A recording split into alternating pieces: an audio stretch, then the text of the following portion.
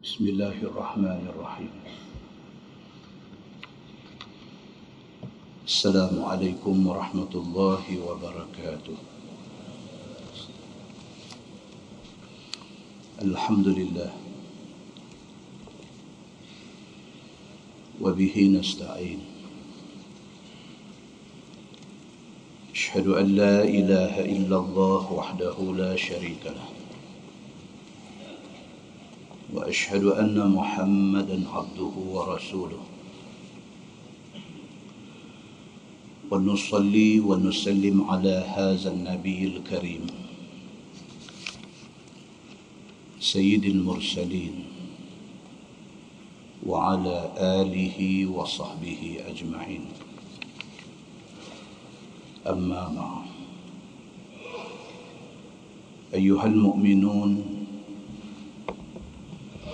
اتقوا الله أوصيكم وإياي بتقوى الله فقد فاز المتقون. Muslimin dan muslimat mudah-mudahan dirahmati Allah Subhanahu wa taala.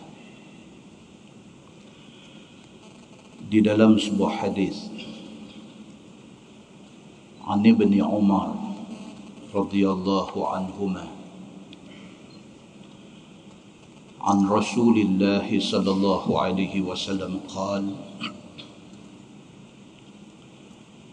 إنما أجلكم في أجل من خلا من الأمم ما بين الصلاة العصر إلى مغرب الشمس وإنما مثلكم ومثل اليهود والنصارى كرجل استعمل عمالا فقال من يعمل لي إلى نصف النهار على قيراط فعملت اليهود إلى نصف النهار ثم قال من يعمل لي من نصف النهار إلى صلاة العصر على قيراط فعملت النصارى من نصف النهار إلى صلاة العصر على قيراط ثم قال من يعمل لي من صلاة العصر إلى مغرب الشمس على قيراطين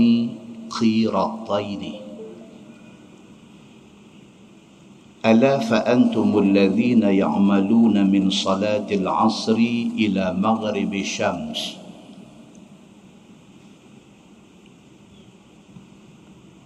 ألا لكم الأجر مرتين. فغضبت اليهود والنصارى فقالوا نحن أكثر عملا وأقل عطاء. قال الله هل ظلمتكم من حقكم شيئا؟ قالوا لا. قال الله فإنه فضلي أعطيه من شئت أو كما قال. hadis sahih riwayat Al-Bukhari daripada Abdullah bin Umar bin Al-Khattab radhiyallahu anhu. Kata dia, Nabi sallallahu alaihi wasallam bersabda, sabda Nabi, innama ajalukum fi ajali man khala minal umam ma baina salatil asri ila maghribi syams. Nabi sallallahu alaihi wasallam bersabda, Nabi kata, tempoh masa hidup hampa, yakni umat aku, berbanding dengan umat-umat dulu umpama di antara masa asar sampai masa maghrib. Nabi SAW bagi tahu dekat sahabat dia. Nabi kata nak banding umur kita, umat Nabi Muhammad dengan umat Nabi-Nabi lain. Umat Nabi Muhammad ni umur lebih kurang asar nak pergi maghrib. Makna dia umat Nabi Muhammad SAW ni umur tak panjang. Dalam satu hadis Nabi SAW ada sebut, Nabi kata a'maru ummati baina sittin was sab'in. Nabi kata umur umat aku antara 60 ke 70. Nabi SAW sendiri wafat umur 63. Sayyidina Abu Bakar As-Siddiq wafat umur 63. Sayyidina Umar bin Al-Khattab radhiyallahu anhu wafat umur 63. Maknanya hak Nabi kata tu betul sangat.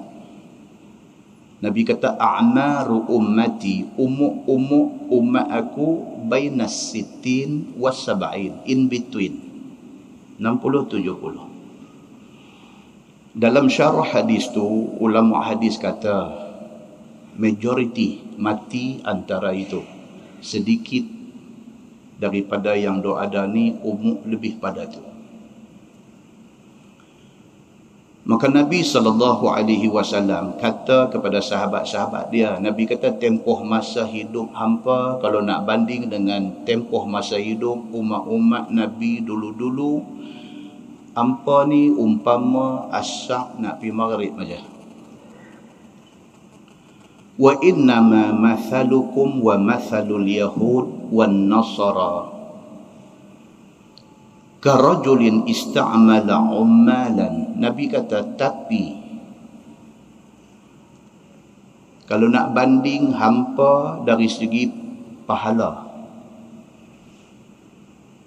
umpama satu orang toke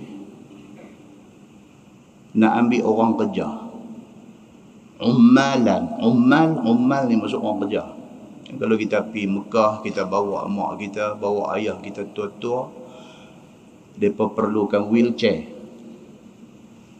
Kena surung daripada hotel nak pergi ke masjid, nak sembahyang, kita nak kena cari orang surung wheelchair.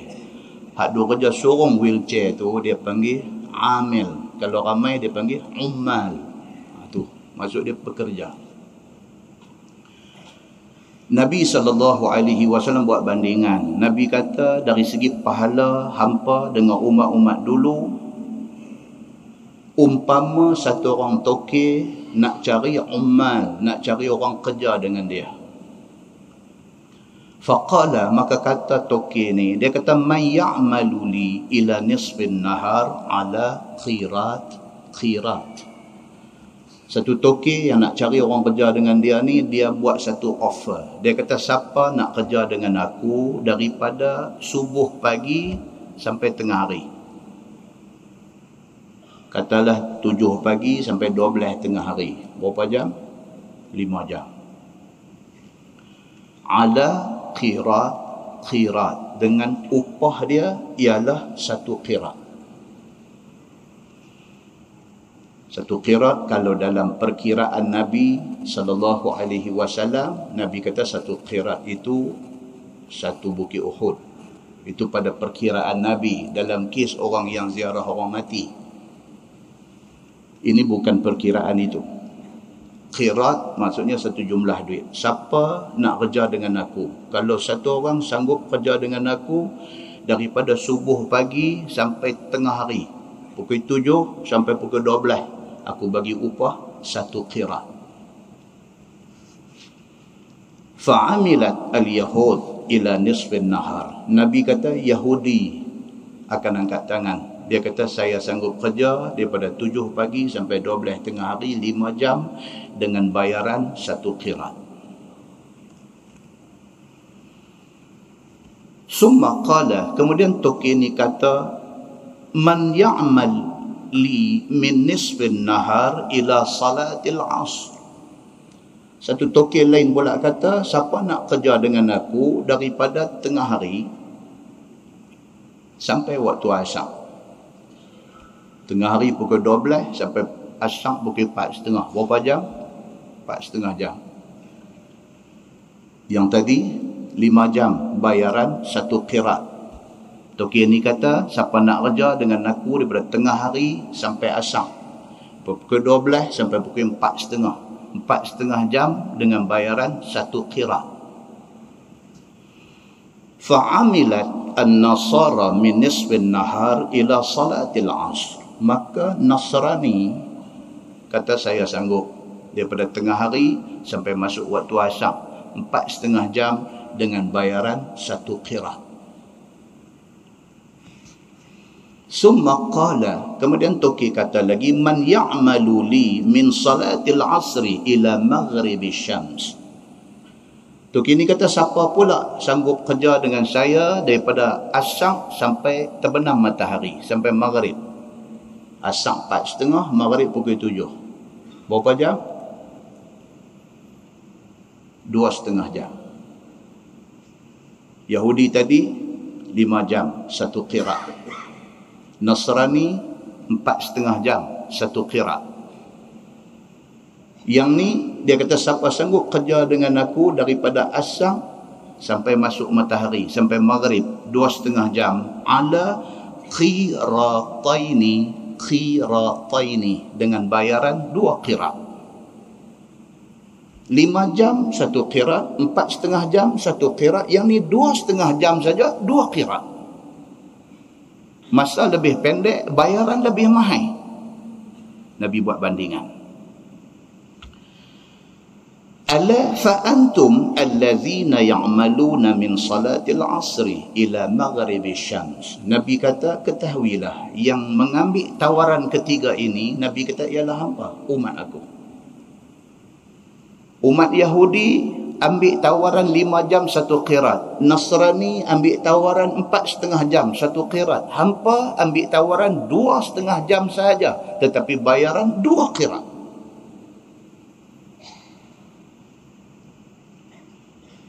Ala lakumul ajru marratain. Nabi kata, hampa tahu tak, hampa kerana hampa umat aku, hampa dapat kerja pendek masa, bayaran double. Faghadibat al-yahud wan nasara. Nabi kata, Yahudi dan Nasrani apabila mereka tahu kata orang Islam kerja masa lebih pendek, bayaran lebih mahal, faghadibat, marah mereka ni. Mereka jadi eskadarisman. Mereka tumbuk meja. Mereka kata, ini tidak adil. Ni kira mai kok mana ni? 5 jam 1 qirat. Kira mai kok mana? 4,5 jam 1 qirat. Ni kira kok mana ni? 2,5 jam 2 qirat.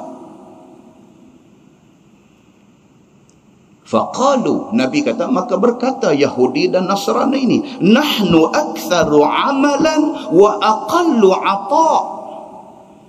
Depa kata, kami kerja banyak, bayar sikit. Tak berhati.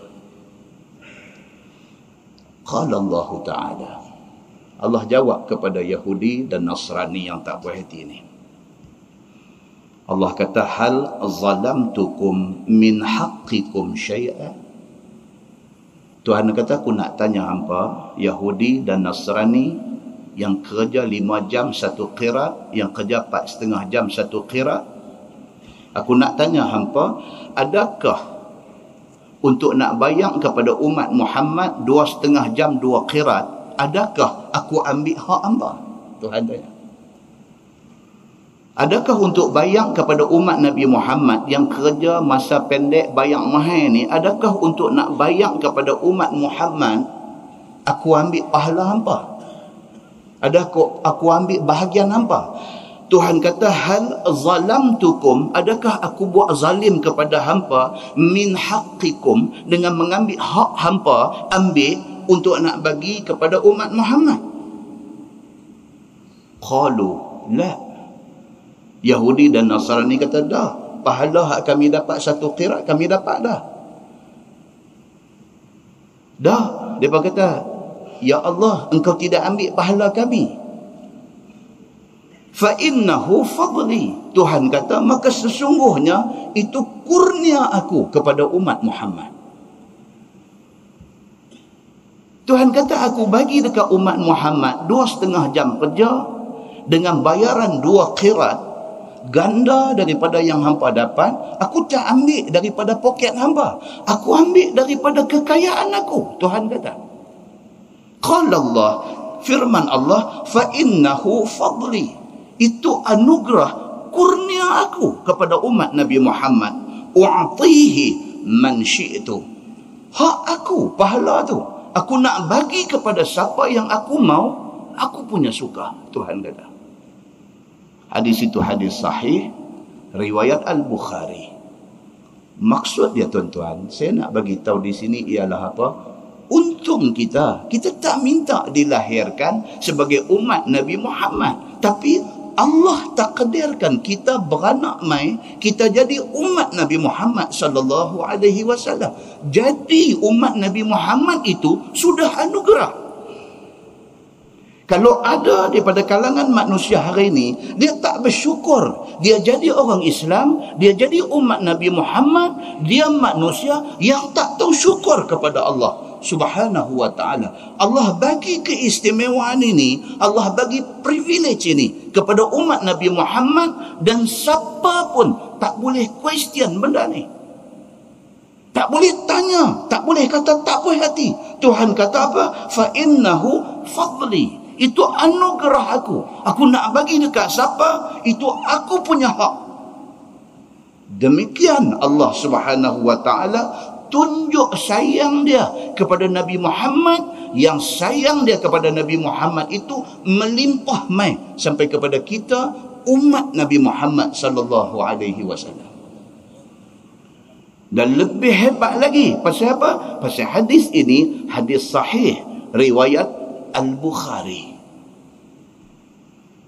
Dalam sebuah hadis lain riwayat daripada Ibn Sirin radhiyallahu anhu,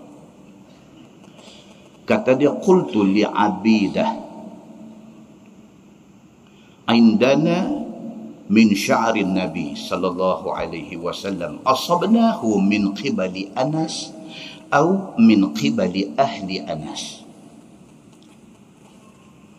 Faqala la an takuna 'indi sya'rah minhu ahabbu ilayya min ad-dunya wa ma fiha. Atau kama qal, hadis sahih riwayat Al-Bukhari. Daripada Ibn Sirin radhiyallahu anhu, dia kata, aku kata kepada satu orang yang bernama Abidah. Dia ni bukan sahabat. Ibn Sirin dia daripada kalangan tabi'in. Dia kata kepada Abidah, dia ni anak murid kepada Anas bin Malik. Saya dah cerita dah di masjid ni dulu pasal Ibn Sirin ini. Dia kata kepada satu kawan dia yang bernama Abidah, dia kata, aindana min sya'rin Nabi sallallahu alaihi wasallam. Ibn Sirin kata, kami ada selai rambut Nabi sallallahu alaihi wasallam. Tuan-tuan, ini ijma' semua sahabat sampailah kepada umat kemudian. Ijma' para ulama mengatakan Nabi sallallahu alaihi wasallam pada ujung rambut sampai ujung kaki penuh barakah. Selai rambut Nabi pun ada barakah. Ini sepakat semua ulama, tak kira mazhab, tak kira siapa. Maka Ibn Sirin dia ada selai rambut Nabi.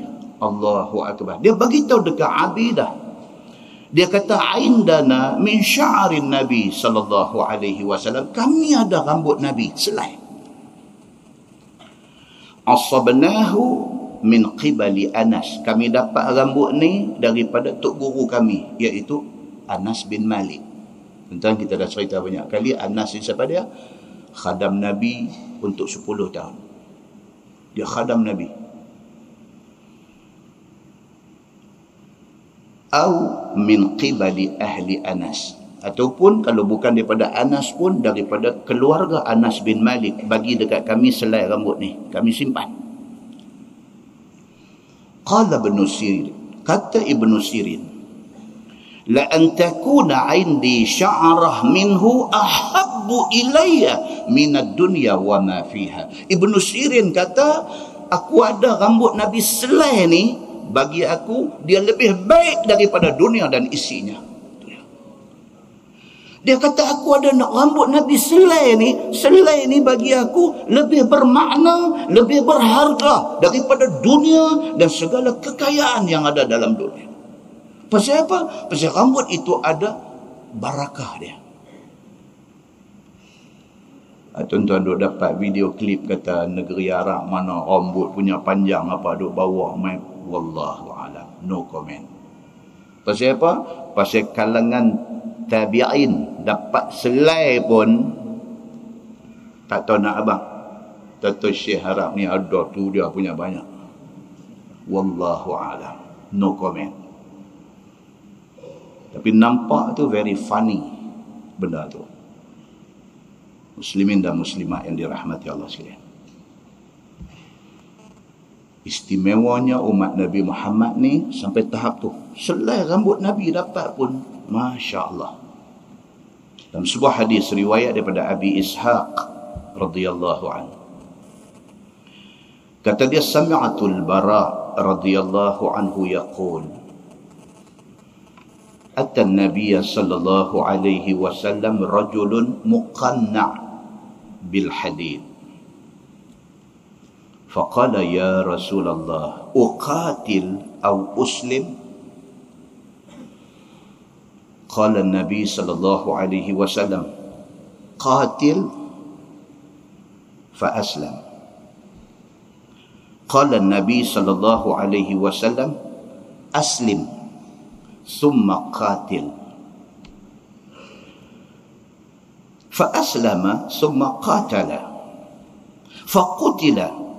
Faqala Rasulullah sallallahu alaihi wasallam, amila qalilan wa ujira kathiran, atau kama qal, hadis sahih riwayat Al-Bukhari. Tiga hadis sahih Bukhari. Daripada Abi Ishaq radhiyallahu anhu, dia kata, aku dengar Al-Bara bin Azib radhiyallahu anhu kata, dia kata, atan nabiyya sallallahu alaihi wasallam rajulun muqanna' bil hadid. Al-Bara sahabat Nabi, dia kata, satu hari Nabi didatangi oleh satu orang laki-laki yang muqanna' bil hadid, yang pakai topeng besi. Petromen ke apa dia ni, tak tahu. Satu orang mai jumpa Nabi yang dia ni muqanna' bil hadid, dia pakai satu topeng yang dibuat daripada hadid, daripada besi. Faqala ya Rasulullah, uqatil au uslim? Dia mai depan Nabi, dia tanya satu soalan. Dia kata, ya Rasulullah, aku tengah semangat ni, tapi aku tak Islam lagi. Hak mana aku nak buat dulu? Uqatil au uslim? Aku pergi perang dulu dan mati dalam medan perang, ataupun aku masuk Islam dulu baru aku pergi perang? Dia mai tanya Nabi macam tu. Dia kata, ya Rasulullah, uqatil au uslim? Ni aku tengah semangat ni, cuma masalah dia nak masuk Islam dulu baru pergi perang ke, pergi perang dulu balik sekali baru masuk Islam ke?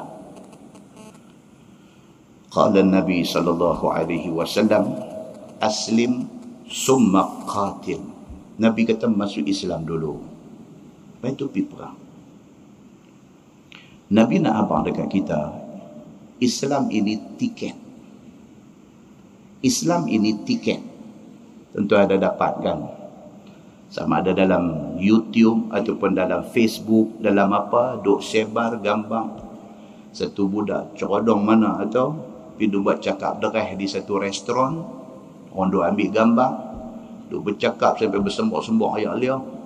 Piduk kata dia tak percaya dengan hadis yang kata man qala la ilaha illallah dakhalal jannah. Siapa semata-mata ucap la ilaha illallah boleh masuk syurga. Dia duduk keyau di restoran ni, duduk kata gila. Dia kata gila, dia kata takkan, dia kata semata-mata kerana sebut la ilaha illallah terus boleh masuk syurga. Takkan, dia kata kerana tu aja. Kalau tak tengok lagi, saya balik jari. Kesian tuan-tuan, budak Melayu, budak muda lagi, dia pergi jadi kerosot macam tu. Hidup bercakap di khalayak, di depan orang ramai, hidup pertikai hadis ni. Dia duk kata apa benda ni dengan kalimah ni, dengan la ilaha illallah ni. Takkan semata-mata satu kalimah yang sesimpel itu boleh jamin syurga. Dia piduk korek lagi. Dia kata tuan-tuan, dia kata takkan Abu Talib, pak penakan Nabi yang telah membuktikan dia sacrifice, dia berkorban untuk Nabi. Abu Talib ni sampai sanggup jadi galang ganti. Apabila Quraisy main nak buat Nabi, Abu Talib bangkit berdiri di depan dia. Abu Talib kata, selagi aku hidup, jangan ada siapa sentuh Muhammad dengan niat tak baik. Abu Talib ni sampai macam tu, pertahan Nabi. Dia baca cerita ni, itu sebab dia boleh sebut dalam cakap dia. Nabi SAW, bila Abu Talib kata dekat dia, wahai Muhammad, aku didatangi oleh kaum aku. Mereka tak puas hati pasal hang bawa Islam, hang pecah belahkan masyarakat yang duk ada. Nabi kata, kalau hang boleh ambil matahari mai buh tangan kanan aku, ambil bulan buh tangan kiri aku, nak suruh aku tinggal Islam, aku tidak akan tinggal. Aku mati ataupun aku berjaya, Nabi kata. Dan Abu Talib bila dengar jawapan Nabi macam tu, dia terus kunci, dia pertahankan Nabi sampai habis hayat dia. The only things is Abu Talib tidak ucap la ilaha illallah, dia tidak dapat syurga. Budak ni tak puas hati. Hang siapa nak tak puas hati, sedangkan ini keputusan Allah. Tuan-tuan, mukaddimah tadi punya kita baca, dia bagi tahu Yahudi dan Nasrani tak puas hati. Pasal apa? Pasal Allah bagi privilege, Allah bagi keistimewaan kepada umat Nabi Muhammad sallallahu alaihi wasallam. Allah jawab balik dekat depa yang tak puas hati ni, Allah kata fa innahu fadli. Itu anugerah, kurniaan aku. Hang siapa nak question benda ni? Sama dengan kes ni, bila Allah Subhanahu wa taala kata kalimah itu, kalimah yang simple itu boleh mengubah hang daripada masuk neraka kepada masuk syurga. Itu hak Allah untuk kata macam tu. Tapi nak buat macam mana budak tu? La ilaha illallah. Kesian kat dia tuan-tuan. Anak siapa dah dia ni? Bila mai syekh semangat yang muqanna bil hadith, pakai topeng besi ni, mai jumpa Nabi, semangat terketak-ketak. Dia kata, ya Rasulullah, uqatil au uslim. Ya Rasulullah, aku semangat ni dengan Islam ni, aku semangat. Lah ni macam mana? Aku nak pergi perang dulu, balik sekali masuk Islam, atau macam mana? Nabi kata, aslim summa qatil. Nabi kata, masuk Islam dulu apapun, lepas tu pergi perang. Kalau apa jadi ke hang pun, hang sudah Islam. Yang tu yang penting. Tuan-tuan, bila ada orang nak mati daripada kalangan kita, keluarga kita, adik-beradik kita, rakan kawan kita, bila ada nak mati, kita disuruh buat apa? Laqinu mautakum la ilaha illallah. Tu saja. Dia tak suruh buat benda lain. Dia suruh kita pi duduk di telinga dia, kata dekat dia, la ilaha illallah. Kalau nampak mulut dia sebut, tak usah ulang dah. Supaya kalimah itu menjadi kalimah akhir sebelum mati dia. Maknanya, importantnya la ilaha illallah ini sangat penting. Bila budak ni mai tanya Nabi, Nabi kata Islam dulu apapun, lepas tu pilah nak perang. Fa aslama summa qatal. Kata hadis itu, dia pun masuk Islam di depan Nabi sallallahu alaihi wasallam. pergi perang. Faqutila. Kata hadis itu, dia syahid di medan perang. Baru masuk Islam. Tak ada belajar apa. Masuk Islam, terus pergi perang. Syahid di medan perang. Faqala Rasulullah sallallahu alaihi wasallam. Nabi bersabda, Nabi kata amila qalilan. Nabi kata budak ni buat amalan sikit aja. Apa amalan dia? Satu, masuk Islam. Itu amalan. Yang kedua, sekali aja pergi perang. Amila qalilan. Dia buat amal sikit, Nabi kata. Wa ujira kathiran. Tapi pahala yang Tuhan bagi kat dia, Nabi kata kathir. Banyak sekali. Ini untuk siapa, tuan-tuan? Untuk umat Nabi Muhammad sallallahu alaihi wasallam. Kesimpulan dia apa, tuan-tuan? Kesimpulan dia, beruntung kita. Kerana Allah takdir kita jadi umat Nabi Muhammad sallallahu alaihi wasallam. Mudah-mudahan mukadimah itu memberi manfaat kepada kita, insya-Allah. Kita menggunakan Bahrul Mazi jilid 21. Bahrul Mazi jilid 21 muka surat 33. Muka surat 33 dia kata umat yang terpilih daripada segala umat dan yang afdalnya. Ni nak abang kata kita umat Nabi Muhammad sallallahu alaihi wasallam adalah umat yang terpilih. Dan kitalah umat paling afdal di sisi Allah Subhanahu wa taala.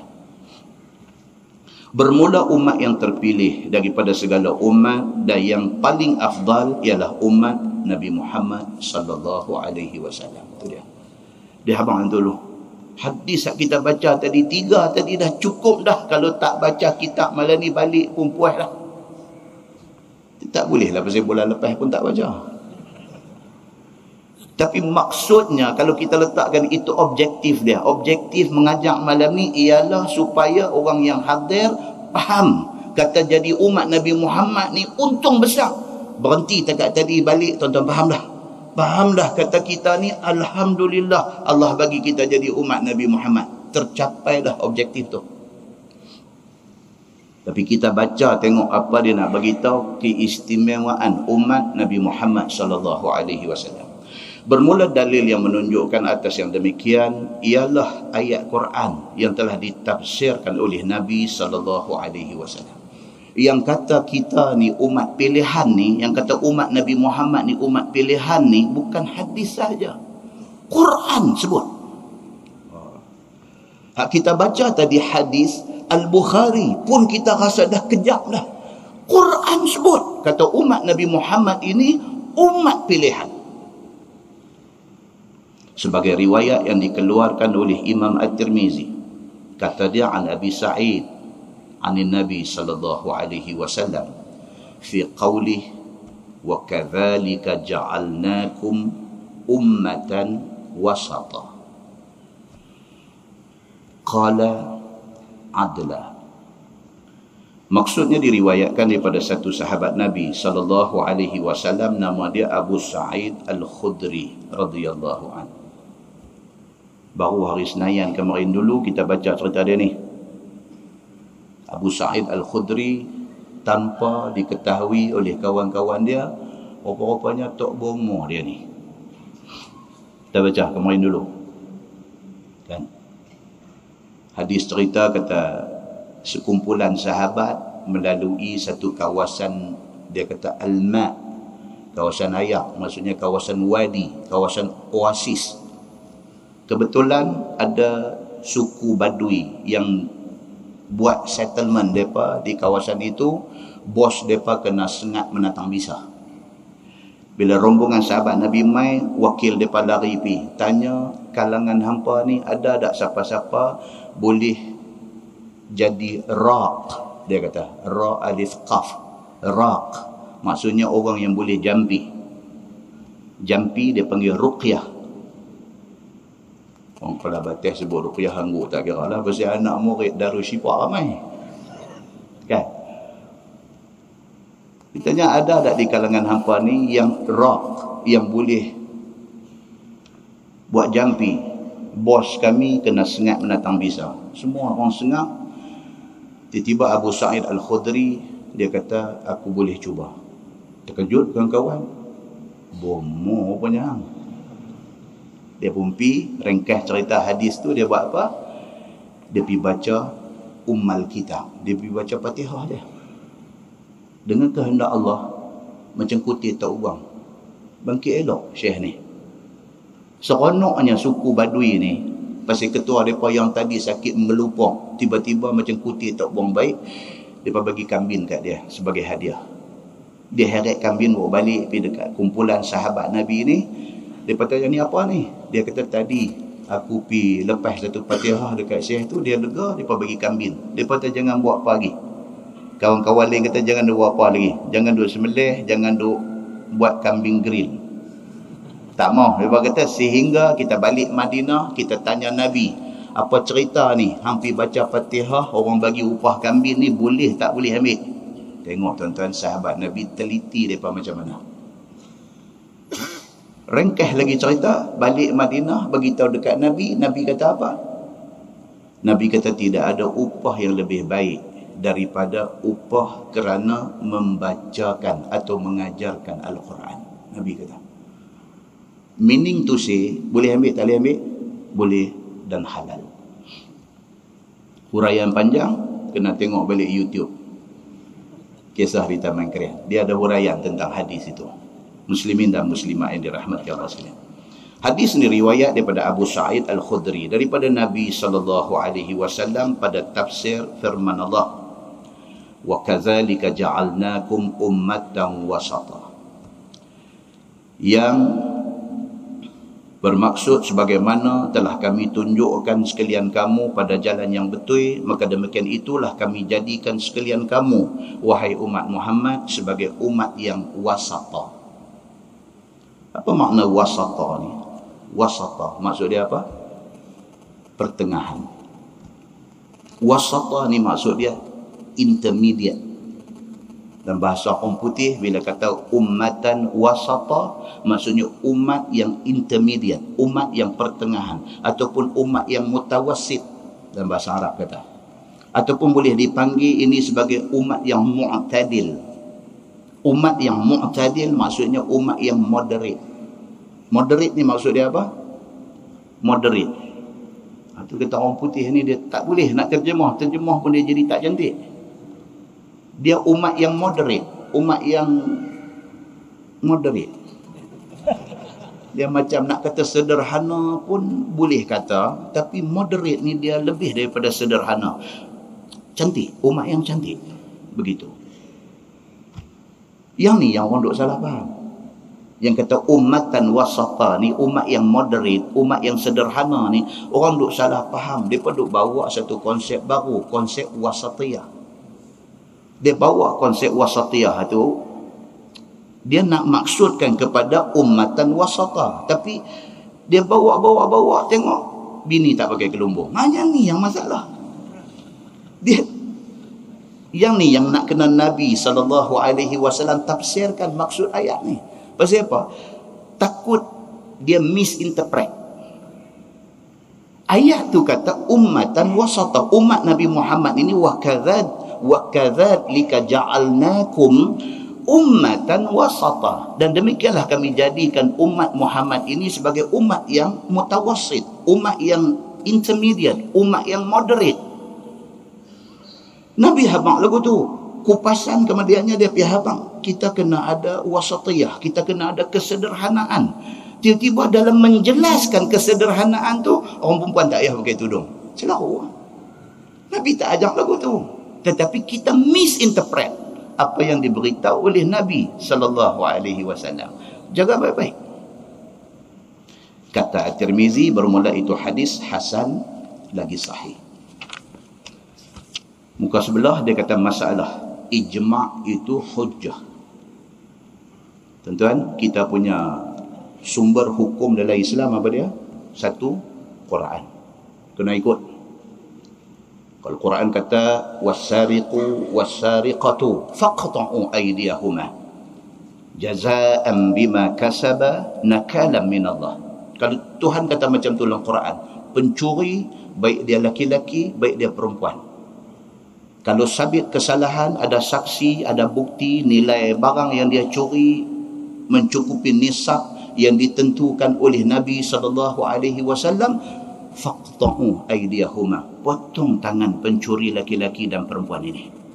Quran kata macam tu. Bila Quran kata macam tu, itulah sumber hukum dalam Islam. Al-Quran kena ikut. Tak ikut, berdosa. Sumber hukum Islam yang kedua apa dia? Hadis. Bila mai dalam hadis cerita apa-apa hukum, kena ikut.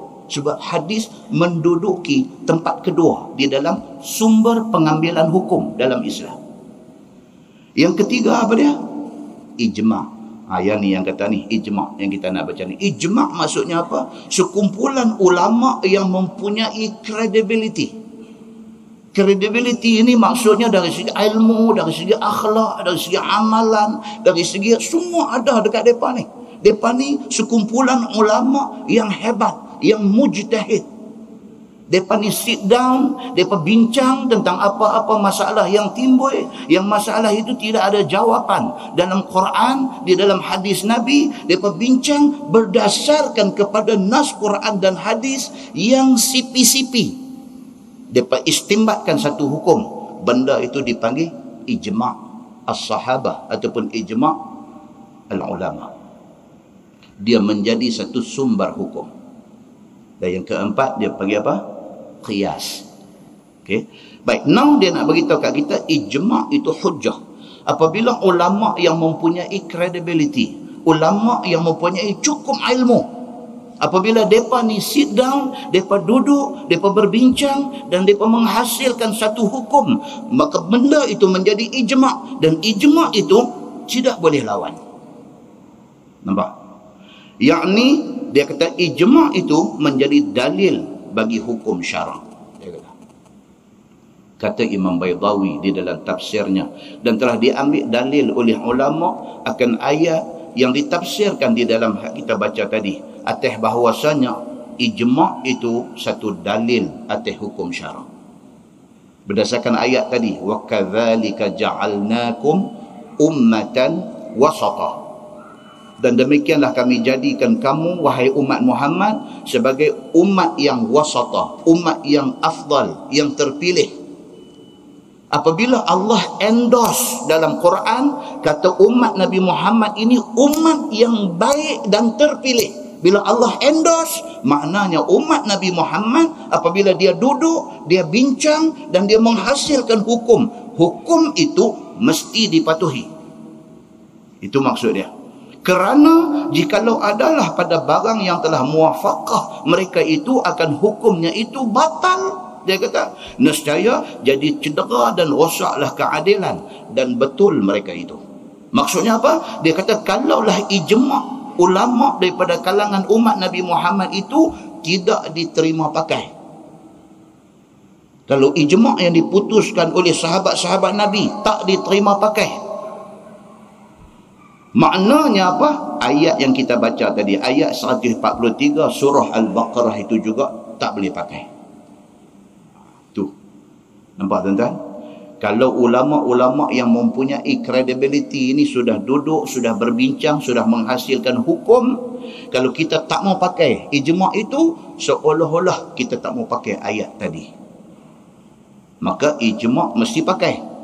Ijma' itu menjadi salah satu daripada sumber hukum di dalam Islam. Clear? Okey. Kemudian dia masuk umat Muhammad sallallahu alaihi wasallam jadi saksi kepada Nabi Nuh. Yang kata umat Nabi Muhammad ni, Nabi Nuh, Nabi nombor berapa? Nombor 3. Adam, Idris, Nuh.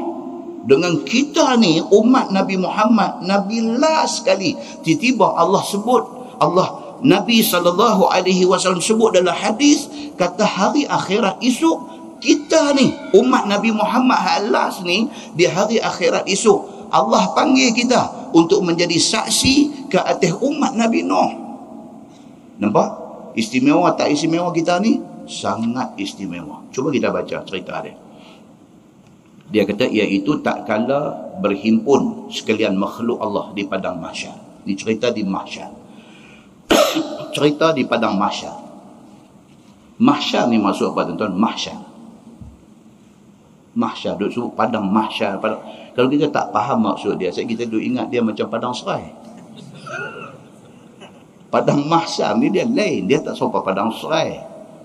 Mahsyar ni daripada perkataan hasyara. Hasyara ni maksud dia apa? Boleh kata maksud himpun. Hasyara. Hasyara juga boleh membawa maksud krem. Krem. C-R-A-M. Krem ni maksud apa? Krem. Kaki aku krem. Kaki aku krem. Bukan krem tu. Apa maksud yang kata krem ni? Maksud dia apa? Maksudnya sesuatu yang dipaksa berhimpun. Itu maksud krem. Bila kata umat Muhammad dan juga umat Nabi-Nabi semua dan manusia semuanya akan dihimpunkan di mahsyar. Maksudnya perhimpunan itu sesuatu yang krem, sesuatu yang dihimpun cara paksa. Tak ada siapa boleh bagi excuse, tak ada siapa boleh buat alasan, tak ada siapa boleh lari selit dan sebagainya, tak boleh. Yang dikatakan mahsyar maksudnya tempat berhimpun yang krem, yang kita dipaksa untuk hidup di situ.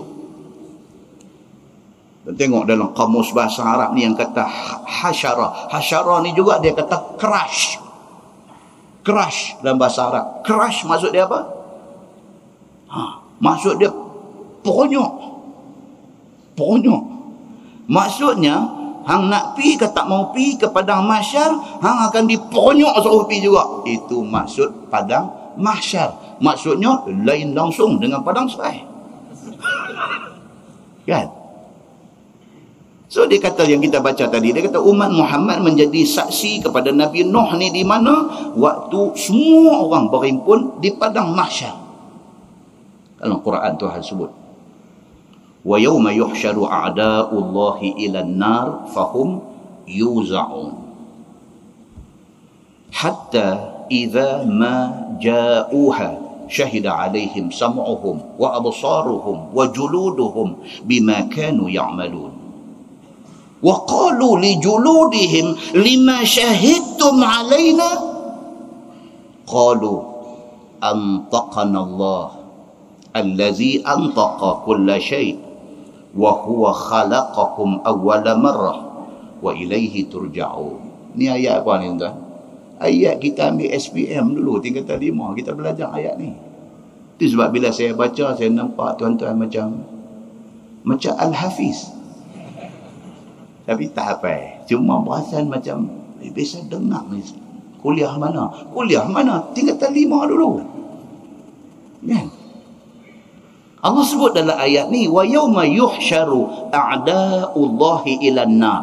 Ingat balik pada hari manusia semua dihalau, dihimpunkan, dipaksa pergi berhimpun di satu tempat, iaitu neraka. Tuhan bagi tahu kat kita, ini cerita future, cerita satu masa esok. Semua orang akan dihimpun, akan dihalau, akan dipaksa pergi duduk di satu tempat. Dan kalau sekiranya mereka ini a'da'ullah, mereka ni musuh Allah, mereka akan dipaksa untuk ke neraka, tapi transit di mahsyar dulu. Fahum yuza'un. Tuan-tuan, perkataan tu baik-baik. Fahum yuza'un. Ketika manusia dibawa, dihalau, nak suruh pergi berhimpun secara paksa di padang mahsyar itu, fahum yuza'un. Mereka pergi itu dalam keadaan dijaga dan diatur perjalanan mereka. Itu perkataan yuza'un. Oh tuan-tuan, Quran ni jangan buat mudah. Allah bila dia letak kalam dia tu cukup cantik. Dia lock mati tuan-tuan. Manusia nak dibawa berhimpun di mahsyar ini, dibawa dalam keadaan yuza'un. Dalam keadaan manusia itu dipaksa pi, dijaga dan diatur pergerakan dia untuk nak sampai situ. Tuhan nak abang kata apa? Hang jangan ingat hang pandai, hang boleh lari. Jangan. Lah tak apa tuan-tuan. Tadi pukul 9 lebih tadi depan hantar mail WhatsApp. Ustaz, kalau ada adik-beradik kawan-kawan nak lalu daripada Kuala Lumpur nak main Pulau Pinang, daripada lepas daripada Terung Menora, satu aksiden besar jadi. Abang kan? Lah ni jangan buat pasal tuan-tuan. Jadi 5 minit gampang main Menora masuk. Satu sahabat hantar, dia kata, Ustaz, terima kasih banyak-banyak Ustaz, terima kasih banyak-banyak Ustaz, terima kasih banyak-banyak Ustaz. Ini pasal apa pula? Dia kata, saya daripada KL nak main Kuala Lumpur, kebetulan saya duduk dengar kuliah Ustaz. Dia kata, kebetulan pula Ustaz duduk cakap pasal semayang duha. Dia kata, saya duduk dengar. Allah gerak hati saya. Saya berhenti dekat arena, saya semayang duha 2 rakaat. Saya continue perjalanan, saya sampai lewat sikit aja daripada kejadian dekat menara tu. Dia kata, ya Allah Ustaz, dia kata, kalau saya tak berhenti semayang duha, tak tong gas tu pergi duduk belakang kereta saya. Lori tong gas terbalik. Bersepah tong gas ni, pergi terjun atas satu Alza, meletup terbakar dengan Alza tu sekali. Dia kata, terima kasih banyak-banyak Ustaz. Dia kata, terima kasih. Saya kata, terima kasih pada Allah. Allah yang gerakkan.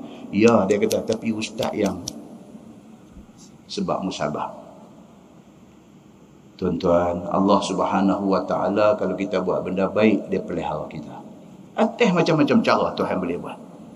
Lagi kita berhenti saat kita apa? Jadi muslimin dan muslimat yang dirahmati Allah sekalian. Tuhan kata, hatta idza ja'uha, sehinggalah orang yang dibawa ke mahsyar ni duk bawa pergi ni. Kita mati, orang simpan kita di kepala batas. Kita mati, orang simpan kita di alur stang. Kita mati, orang simpan kita di padang besar. Ini semua duk bawa nak pergi ke mahsyar ni dalam keadaan yuza'un, dalam keadaan ada malaikat yang mengatur pergerakan kita ni dalam pada duk pergi tu. Hatta idza ma ja'uha, bila sampai tang sana, bila sampai di mahsyar ni, tempat perbicaraan besar,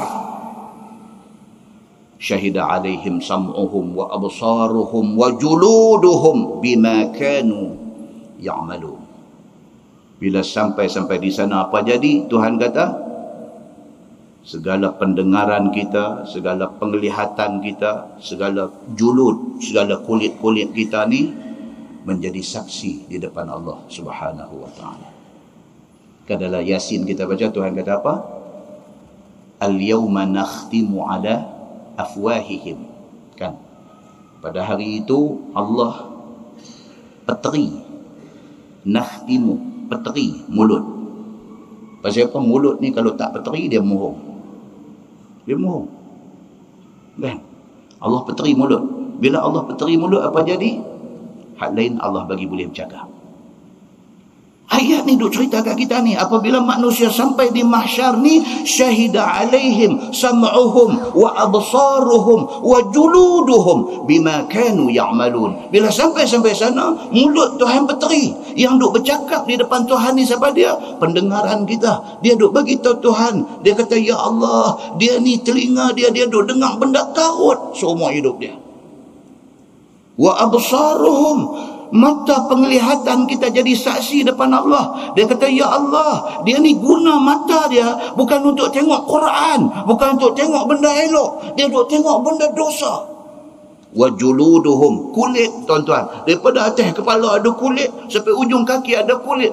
Julud, kulit-kulit ni mengaku di depan Tuhan segala benda yang kita buat. Dia menjadi saksi di depan Allah. Dia dakwa kita balik. Mata jadi saksi atas pendakwaan dosa yang kita buat. Telinga jadi saksi untuk nak mendakwa kita atas dosa kita buat. Kulit kita menjadi saksi atas apa dosa yang kita buat. Wa qalu li juludihim lima syahidtum alaina. Tuhan kata pada ketika itu, Allah buka mulut dia bagi dia bercakap. Tuan-tuan tengok dalam tafsir ayat ni, dia beritahu peteri itu temporary. Dia kata bukan peteri terus. Ada waktu Tuhan tak bagi bercakap, ada waktu Tuhan bagi bercakap. Bila Allah buka aja balik dia boleh bercakap, dia kata apa? Wa qalu li juludihim. Orang ni dia kata dekat kulit-kulit badan dia, lima syahidtum alaina. Dia kata, ni apa pasal hang duk pergi jadi saksi ke atas aku? Dia kata, daripada beranak keluar hang duk dengan aku, sampai hari mati hang duk menempel di badan aku. Pasal apa hari ni hang belot dengan aku, hang pergi jadi saksi di depan Allah? Tuan-tuan, Allah cerita benda ni dalam Quran. Benda tak jadi lagi, tapi akan jadi. Tuan-tuan percaya ke tak percaya? Kalau tak jawab, tak tahu kita balik tu. Sampai macam tu Allah cerita kat kita. Bagaimana mungkin esok di hari akhirat kita kena lagi, sedangkan Allah bagi tahu dah dekat kita penyakit-penyakit ni semua. Muslimin dan muslimat yang dirahmati Allah sekalian. Sambung ayat, dia kata apa? Qalu antaqanallah. Kulit-kulit ni segala mata telinga jawab balik dekat kita. Mata kita, telinga kita, kulit-kulit kita jawab ke kita. Dia kata antaqanallah. Allah yang bagi kami boleh bercakap hari ini. Daripada hari beranak sampai mati umur 73, mulut kita saja yang duk bercakap, telinga tak pernah bercakap, mata tak pernah bercakap, kulit tak pernah bercakap, Bila-bila sampai di padang mahsyar, antaqanallah. Mereka kata, hari ini Allah bagi kami bercakap. Hari ini mulut tak boleh bercakap, kami Allah bagi bercakap. Mata bercakap, telinga bercakap, kulit bercakap. Antaqanallah. Allah bagi kami boleh bercakap pada hari ini. Allazi antaqa kulla syai'in. Yang Allah itu Tuhan yang boleh bagi semua benda yang dia nak bagi bercakap untuk bercakap. Tuan-tuan, dalam dunia ni ada manusia yang Allah takdirkan beranak mai tak boleh bercakap. Pasal apa? Pasal Allah tak bagi izin dia bercakap. Ada manusia Allah bagi dia keluar mai atas dunia ni, dia bercakap petah sehingga kan cakap dia didengari di seluruh pelosok dunia. Tapi sampai satu umur dia, Tuhan tarik balik kehebatan bercakap yang Tuhan bagi kat dia. Tiba-tiba kena stroke, paralyzed, tak boleh bercakap. Boleh bercakap dengan tak boleh bercakap ni, siapa yang bagi? Allah bagi. Macam mana Allah bagi manusia atas dunia setengahnya boleh bercakap, macam itulah Allah bagi kepada mata, kepada telinga, kepada kulit-kulit untuk bercakap di hari akhirat esok. Wa huwa khalaqakum awwala marrah wa ilaihi turja'un. Dan dialah Allah, Tuhan yang mencipta kamu daripada mula-mula dulu, dan kepada Tuhan itulah kamu akan kembali. Muslimin dan muslimat yang dirahmati Allah sekalian, kata dia tadi, umat Muhammad akan jadi saksi kepada Nabi Nuh di padang mahsyar. Maka dipanggil Allah Subhanahu wa ta'ala sekalian manusia ke depannya. Ini proses di padang mahsyar. Allah panggil semua daripada Nabi Adam hak mula sampai dah kepada manusia hak last sekali beranak mai kiamat. Allah panggil semua mai berhimpun di depan dia. Dan di antara yang ramai-ramai ada yang kena panggil itu ialah Nabi Allah Nuh alaihi salam. Dalam ramai-ramai itu Nabi Nuh ada, Nabi Isa ada, Nabi semua ada ramai-ramai ni. Tuan-tuan, di mahsyar ni boleh tengok belah kiri kita Bruce Willis. Tak terkejut tuan-tuan? Bruce Willis, kalau Bruce dermaga kita tahu Bruce Willis. Ada balik kiri, Bruce. Balik kanan Bruce Lee. Balik kiri Bruce Willis. Saat lagi dengan mereka, dengan kita, dia bagi Bruce dermaga sekali. Pasal apa? Pasal hidup kelompok puak ni. Kalau beralih balik kanan kita, Sayyidina Abu Bakar As-Siddiq. Masya Allah, tuan-tuan, anugerah Allah bagi kat kita. Aisyah radhiyallahu anha, apabila Nabi SAW cerita, Nabi kata di mahsyar esok semua orang bangkit dalam keadaan urah. Ain ra, ya tak ada titik. Urah maksud dia apa? Tak ada sorak benang. Bangkit seperti mana hari kamu dilahirkan. Bangkit, tak ada pakaian.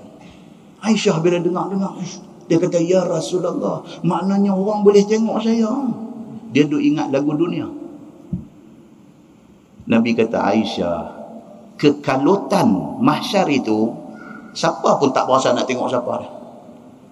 Dia duk kira dia ni aku ni lepas dah sekali lagi ni. Aku ni lepas dah. Bruce Lee ke, Bruce Willis ke apa, aku pun tak peduli. Aku ada baju ke tak ada baju, aku tak peduli. Aku ni lepas ke tak ni sekali lagi ni.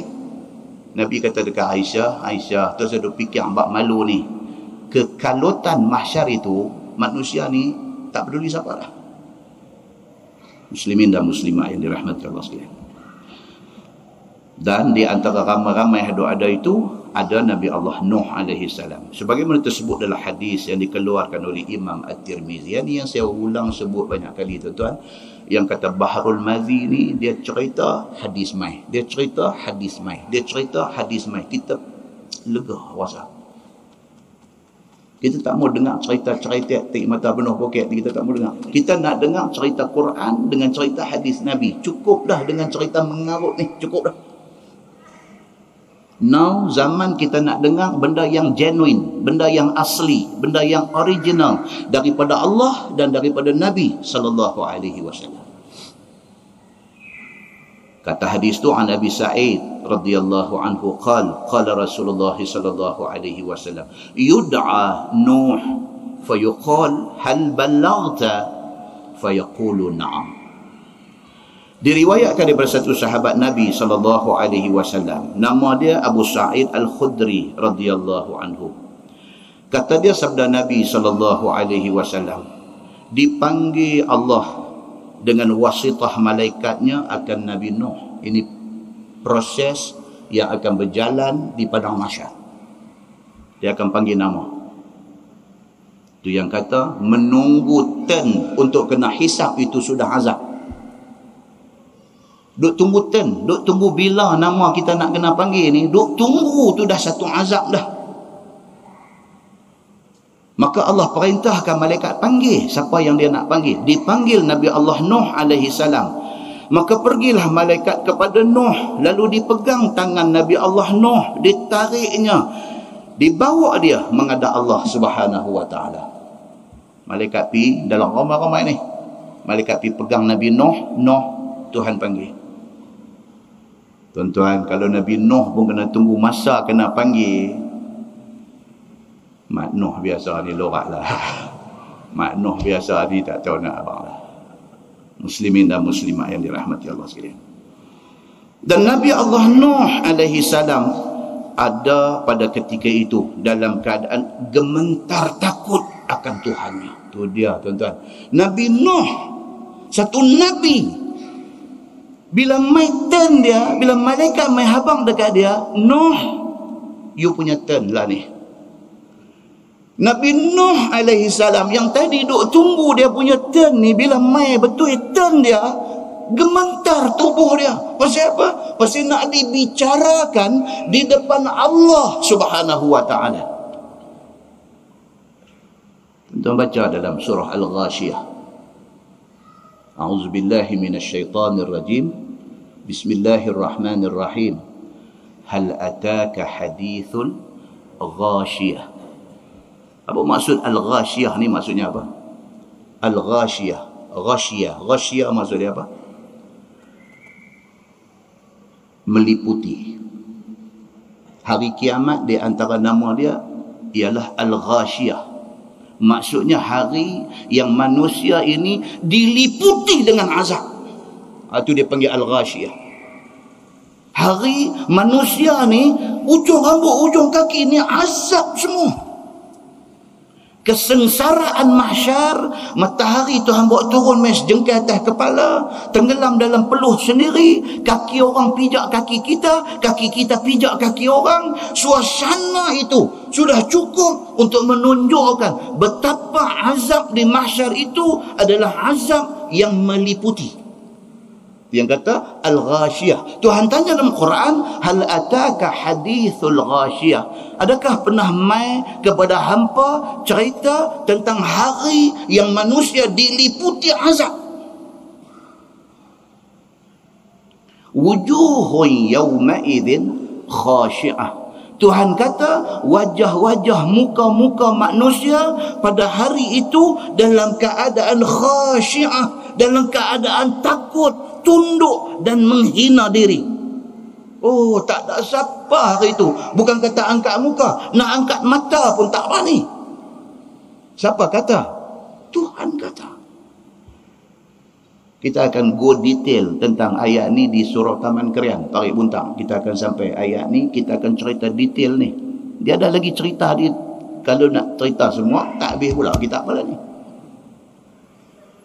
Ni Nabi sallallahu alaihi, kata tak mau cerita, nak cerita juga sikit. Nabi sallallahu alaihi wasallam jalan, tiba-tiba dengar satu perempuan duk baca surah ni. Satu perempuan duk baca surah ni. Nabi berhenti.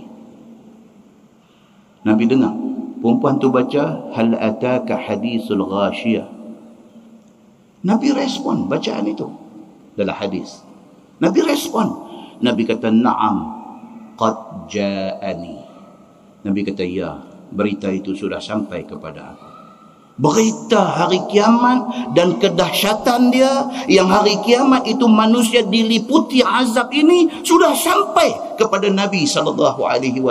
Bila Nabi berjalan-berjalan, dengar satu perempuan baca ayat ni, hal ataka hadisul ghashiyah. Nabi jawab. Nabi kata na'am, ya, qad ja'ani, telah sampai kepada aku berita dahsyatnya kiamat ini.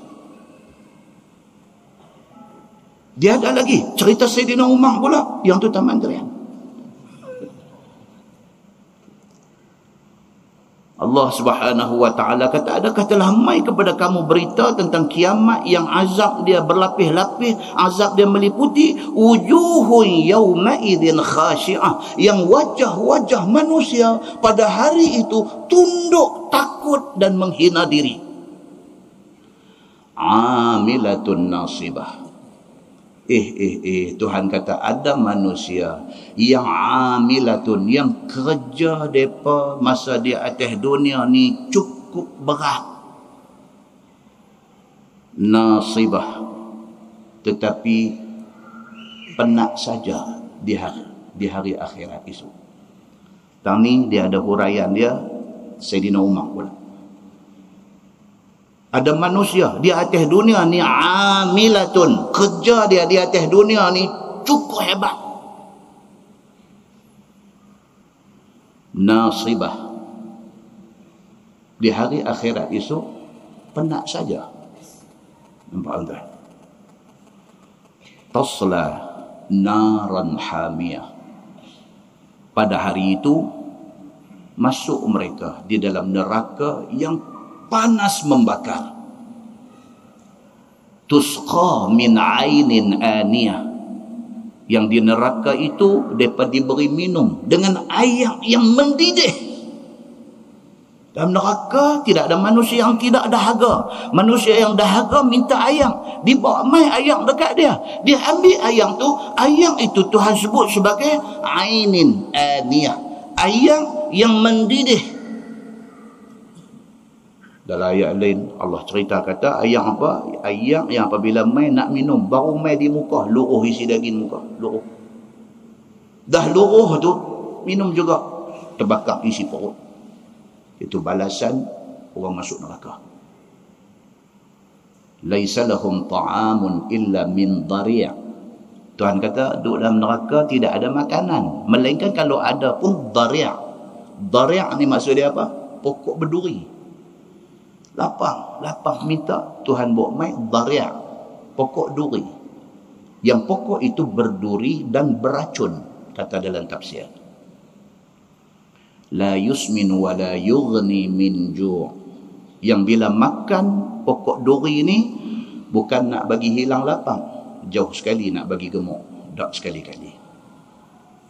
Muslimin dan muslimat yang dirahmati Allah sekalian. Nabi Allah Nuh alaihi salam bila dibawa depan Tuhan, takut gementar tubuh dia. Fayuqalu hal ballaghta fayaqulu na'am. Maka ditanya akan Nabi Allah Nuh alaihi salam, adakah telah engkau sampaikan apa yang disuruh sampaikan kepada umat engkau? Tuhan tanya. Ini sampel case. Ini sampel case, satu case contoh. Nabi Nuh dia jadi Nabi, maka di hari akhirat esok Tuhan tanya tentang tanggungjawab dia sebagai Nabi. Tuhan tanya dia, wahai Nuh, aku lantik hang bagi jadi Nabi. Hang sampaikan dak apa yang aku suruh hang sampai kepada umat hang? Kalau kita yang bukan Nabi ini, kita jadi suami. Kalau kita yang bukan Nabi ini, kita jadi bapa kepada anak-anak. Allah tanya kita esok, Samsuri, hang... tu susah. Dia kata, Samsuri, ada tak hang ajak agama dekat bini hang?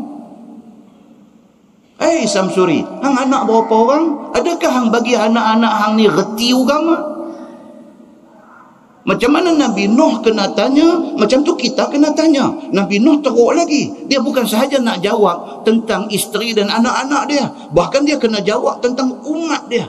Kita ni, paling common kita ni, Allah akan tanya kita, apa yang kita buat dengan bini kita? Apa yang kita buat dengan anak kita? Ada ke tak ada anak kita 4 orang yang tak erti baca Quran? Hang semayang masjid, semayang surau hari-hari. Anak bini hang semayang tak ke? Kita everyday, subuh masjid, subuh di surau, balik lepas cerah, pasal kita nak ambil sunnah Nabi. Nabi kata siapa yang semayang subuh, kemudian dia duduk di tempat dia semayang tu sehingga naik matahari, pahalanya seumpama pahala umrah. Jadi dia baca hadis tu, dia nak ambil pahala tu. Dia tak balik rumah, dia tak tengok bini dia semayang ke tak, dia tak tengok anak dia semayang ke tak. Dia pergi masjid berjemaah itu bagus, dia pergi masjid, dia pergi surau berjemaah itu bagus, tetapi dia mengalpakan tanggungjawab dia terhadap bini dan anak-anak dia, itu tidak bagus. Muslimin dan muslimat yang dirahmati Allah, tidak semudah itu kita boleh lolos daripada pertanyaan Allah. Ada tak ada kita bila balik rumah lepas semayang, kita pergi duk ketuk pintu bilik anak bini kita, tanya mereka semayang tak lagi?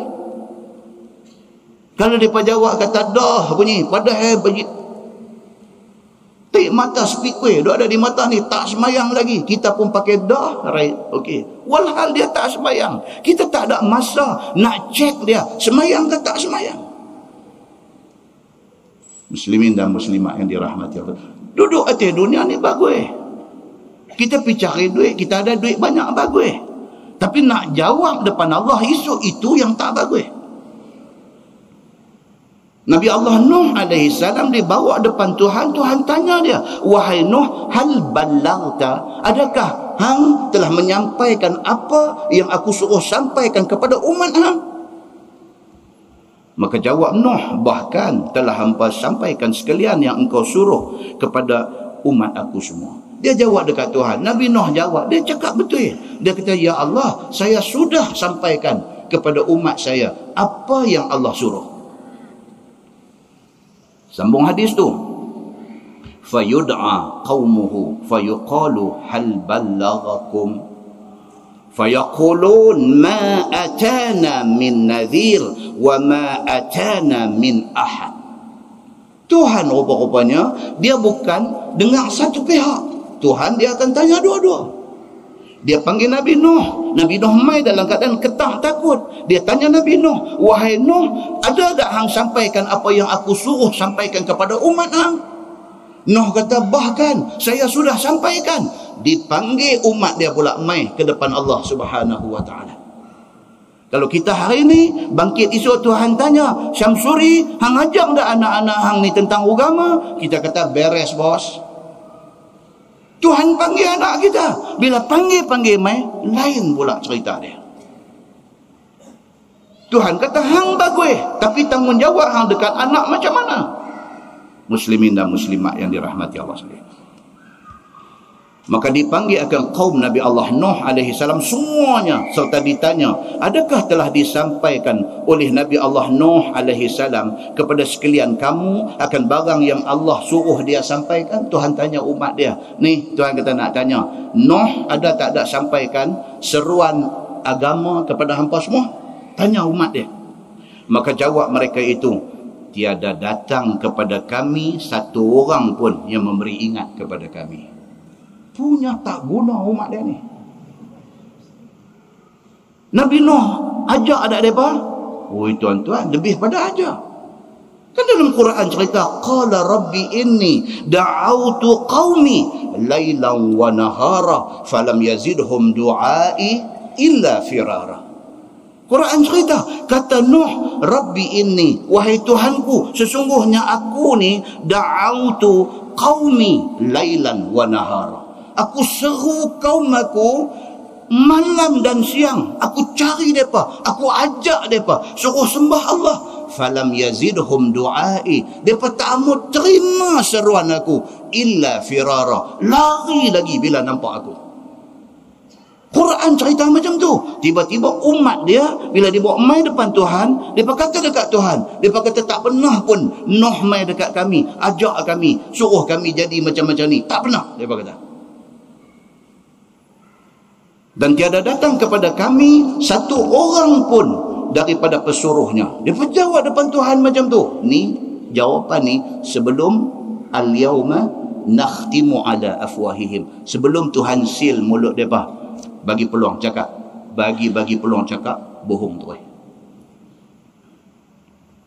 Maka betapalah Nuh itu telah mendakwa dirinya telah menyampaikan apa suruhan Tuhan kepada mereka. Nuh kata dia dah sampaikan, kaum dia kata tak. Sambung hadis tu, dia kata fayaqulu man syuhuduk. Ni contoh mahkamah. Atas dunia, mahkamah kena ikut kaedah ini. Bila satu orang didakwa, dia mesti diberi hak untuk membela diri. Dan dia boleh menampilkan saksi-saksi. Alibi. Alibi, A-L-I-B-I tu dia bunyi alibi, bunyi macam alibi. Bila satu orang didakwa, dia boleh defense diri dia dan dia boleh mengemukakan alibi, satu cerita lain yang untuk nak membuktikan kata dia tak ada di tempat kejadian. Allah Subhanahu wa taala menggunakan prosedur yang sama. Tanya Nuh, Nuh kata aku dah sampaikan seruan kepada mereka.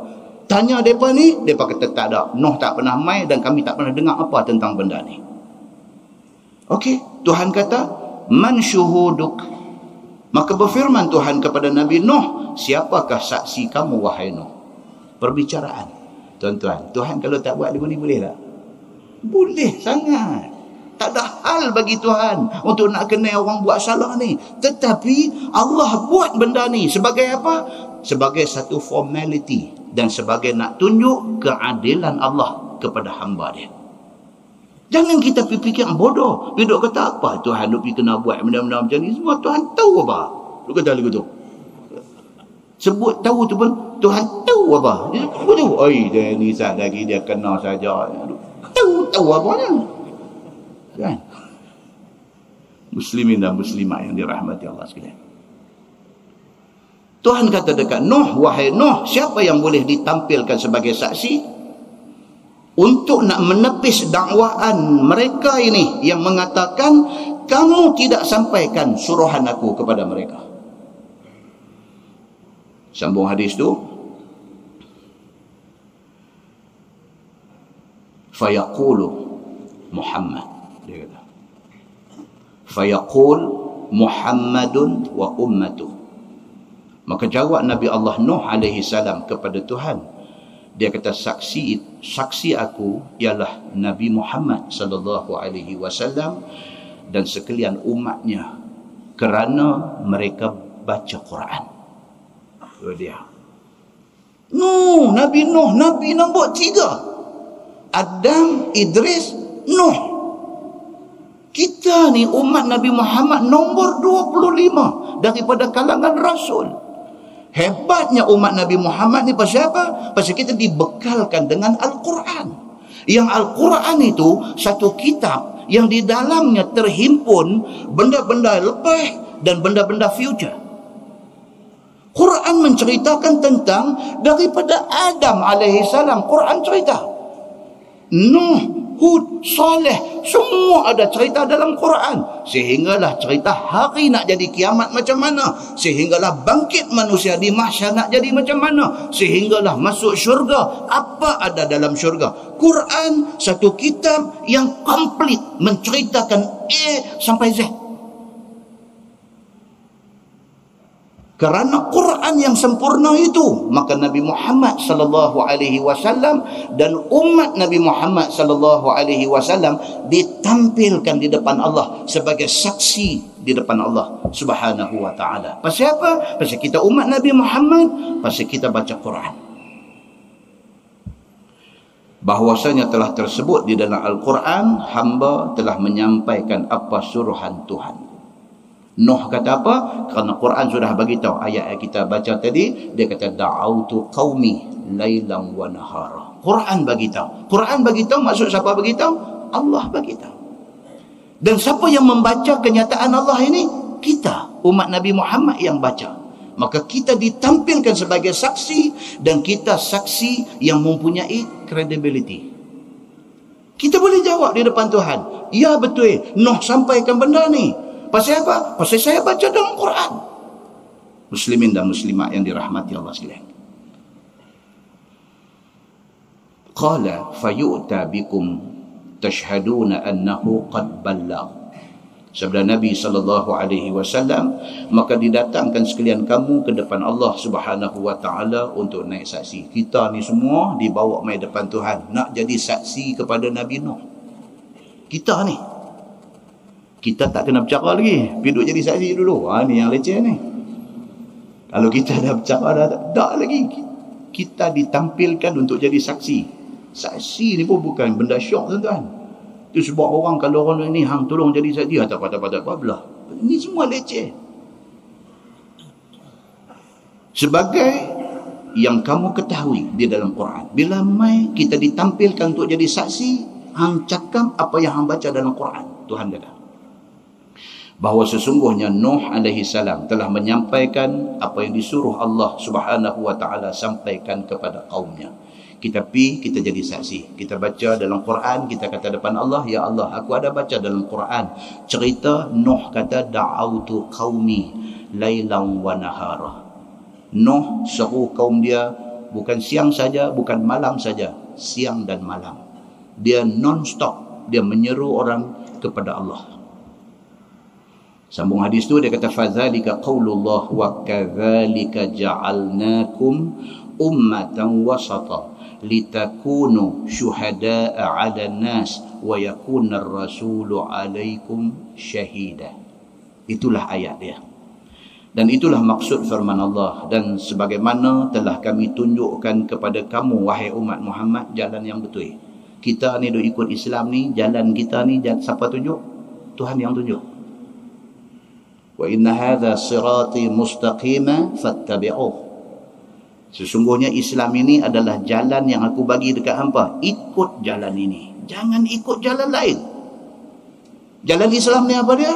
Jalan Quran dan jalan hadis Nabi sallallahu alaihi wasallam. Ikut yang ni. Tuhan kata, jangan ikut yang lain.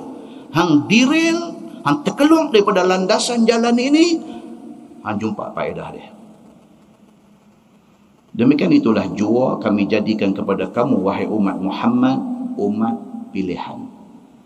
Tuhan kata umat Muhammad kamu beruntung. Pasal apa? Kamu umat akhir zaman. Aku pilih kamu semua jadi umat pilihan. Sehingga kan di hari akhirat, sebelum umat lain dihisap, kita dulu kena hisap. Umat yang paling akhir lahir di dunia dan umat yang paling mula dihisap di akhirat sebelum umat nabi-nabi lain. Yang dipuji sekalian kamu wahai umat Muhammad dengan sebab kamu tahu dan kamu amalkan apa yang kamu tahu. Kita jadi istimewa pasal apa? Satu, pasal umat Muhammad. Yang kedua, pasal kita praktikkan apa yang kita tahu. Di situ istimewa kita. Supaya ada sekalian kamu itu menjadi saksi atas umat Nabi yang dahulu daripada sekalian kamu. Tak kala mereka itu, yakni umat Nuh, engkar dan tidak ada siapa memberi ingat akan mereka itu akan akhirat dan ahwalnya. Bila sudah sekalian kamu mau untuk naik saksi, maka berkatalah umat yang dahulu itu, ni cerita ni dalam riwayat panjang ni. Bila umat Nabi Muhammad pergi jadi saksi, pergi kata betul, kami ada baca dalam Quran, kata Nuh buat kerja. Dia memang menganjurkan supaya umat dia ikut Allah. Kami menjadi saksi pasal kami baca Quran. Tiba-tiba Maka berkata umat yang dahulu itu kepada umat Nabi Muhammad, hai umat Nabi Muhammad, di mana sekalian kamu tahu akan pesuruh Allah itu ada menyampaikan suruh Tuhan kepada kami, padahal sekalian kamu orang yang kemudian daripada kami dan tiada ada hadir pada zaman kami. Oh, cakap pandai lagi depan ni. Bila kita ditampilkan sebagai saksi dan kita kata di depan Allah, betul Nuh ada menyampaikan ajaran Islam kepada mereka. Bila kita pergi kata logo tu, umat Nabi Nuh ni bangkit lawan kita. Dia kata hampa umat Muhammad, hampa umat kemudian. Masa kami ada, hampa tak ada lagi. Macam mana hampa boleh tahu kata Nuh ada seru kami kepada agama Allah? Dia melawan kita. Maka jawab umat Nabi Muhammad sallallahu alaihi wasallam, iaitu telah kami ketahui dengan khabar daripada Allah di dalam Al-Quran. Kita jawab steady aja. Kita kata sorry, memang kami tak ada masa tu. Tapi kami baca Quran. Quran itu kalam Allah, kalam Tuhan kita. Allah bagi tahu dekat kami, Nuh buat kerja. Yang telah dibacakan atas lidah Nabi Muhammad sallallahu alaihi wasallam itu. Maka didatangkan Nabi Muhammad sallallahu alaihi wasallam ke depan Allah. Itu dia. Dah lepas dah kita pergi jadi saksi, last Allah panggil Nabi Muhammad mai pula. Maka dibawa mai Nabi Muhammad sallallahu alaihi wasallam ke depan Allah Subhanahu wa taala. Maka ditanya akan dia daripada hal umat dia. Maka Nabi sallallahu alaihi wasallam pun naik saksi akan umatnya baik. Itu dia tuan-tuan. Yang kata Nabi Muhammad ni sayang dia dekat kita ni sampai akhir hayat, sampai hidup balik di mahsyar, dia sayang kita. Depan Allah Nabi Muhammad kata umat aku ni baik. Dia kata Nabi Muhammad pertahan kita. Tuan, Nabi punya sayang kita sampai macam tu. Depan Allah dia pertahankan kita. Dia kata umat aku umat yang baik-baik. Dia kata depan Allah macam tu. Dan dipujinya umatnya berilmu dan beramal. Dia pertahan kita di depan Allah. Dia kata umat dia bukan saja baik, dia pun berilmu dan dia pun mempraktikkan ilmu mereka. Dan itulah makna firman Allah Subhanahu wa taala, wa yakunar rasulu alaikum syahida. Dan jadilah Nabi Muhammad sallallahu alaihi wasallam itu naik saksi bahawa sekalian kamu umatnya adalah orang yang baik-baik. Tuan, ada satu hadis daripada Abdullah bin Mas'ud radhiyallahu anhu. Dia kata qala li Rasulullah sallallahu alaihi wasallam, iqra alayya al-Quran. Qala faqultu ya Rasulullah aqra'u alayka wa alayka unzil. Qala Nabi sallallahu alaihi wasallam, inni ashtahi an asma'ahu min ghairi. Faqara'tu an-nisa hatta iza balagtu. Fakaifa idza ji'na min kulli ummatin bi syahid wa ji'na bika ala haula'i shahida. Farafa'tu ra'si fara'aitu dumu'ahu tasil, atau kama qala, hadis sahih riwayat Imam Muslim.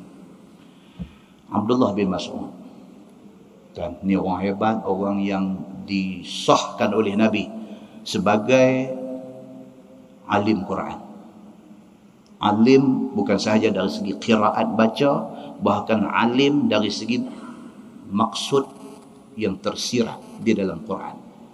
Nabi bagi endorsement, Nabi endorse, Nabi sahkan Abdullah bin Mas'ud kalau dia tafsir apa-apa ayat Al-Quran, tafsiran itu betul, Nabi kata. Itu sebab bila kita baca tafsir Quran, kita jumpa waqala Ibnu Mas'ud, ataupun dia kata dan berkata Ibnu Mas'ud, Abdullah bin Mas'ud, tu saya cakap banyak, itu betul.